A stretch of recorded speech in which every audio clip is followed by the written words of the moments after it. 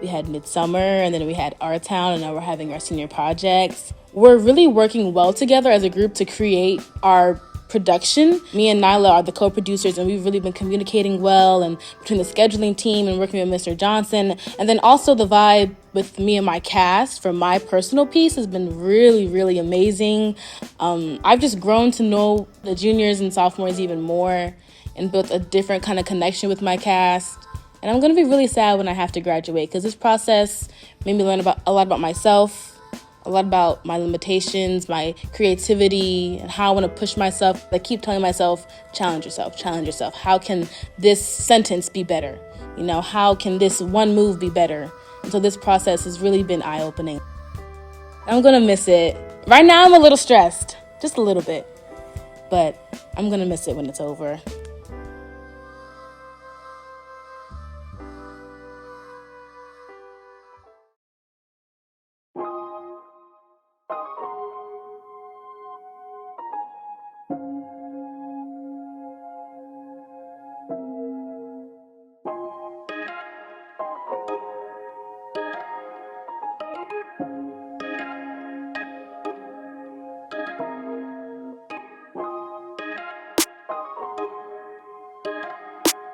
I was very closed-minded in the moment because I was very nervous, and also he was so comfortable in his own skin and inspiring.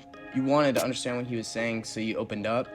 Going into it, I just expected to just sit down and kind of watch it from the side, but this time he guided me onto the stage. And I think that in doing so, he allowed me to unlock a part of grief and vulnerability that I wasn't yet exposed to. I was a baby. I mean, I've seen pictures. I was cute. I was real cute. But you still couldn't see me and love me and want me. How come you couldn't see yourself in my eyes? How come you couldn't feel like you were put here to protect me? How do they rate? But you just didn't see me. He opened your eyes and your soul. We each partnered up on stage. There are 5 girls and 5 boys, and we each held each other's hands like this, and he said, touch your partner's face, and we were all like, what? With consent, obviously. But touching each other to form a connection, to form a bond. Starting a fire on your ears. Wait, stop, look. To be touched as an artist, you must allow yourself to be touched. To touch someone else, you must allow yourself. Take your time. We were touching each other's ears, feeling each other's arms, and he said, touch that person how you want to be touched. I just lost my grandma, and so I was like, I just want a hug. When me and Kinley had done the exercise, both of our grandmothers had just passed away very recently. Even though he didn't say, okay, hug your partner, I hugged my partner anyway. None of us were questioning it. There was not one person in that room that was like, this is weird. No, everybody was like, okay. It felt as if we were all one living, breathing community. I didn't have to put up a barrier or try to hide myself. I felt like I was exposed, but it felt good. I was more connected to my craft, and I remembered why I fell in love with my craft. The magic in any performance that you do, it's not in the text.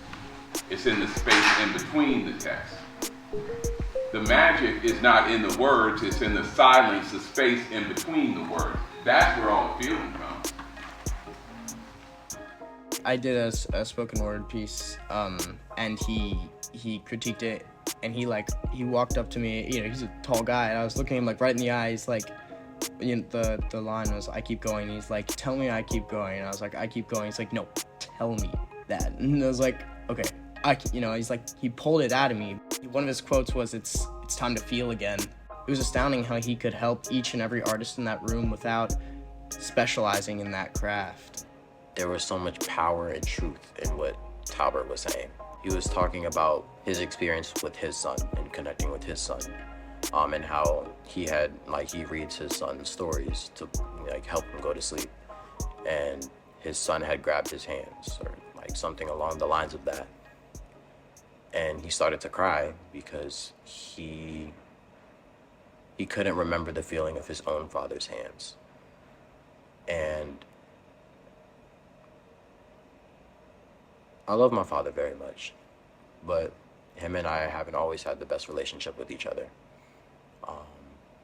And I feel like when he was able to open up about something as personal as that to a group of students that he doesn't know, I felt so relieved to hear another person's experiences with their parent or with their child. Because, I mean, not everything's perfect. Not everything is all sunshine and rainbows. But to be able to hear the raw truth and reality of another person's life, I had taken that and ran with it.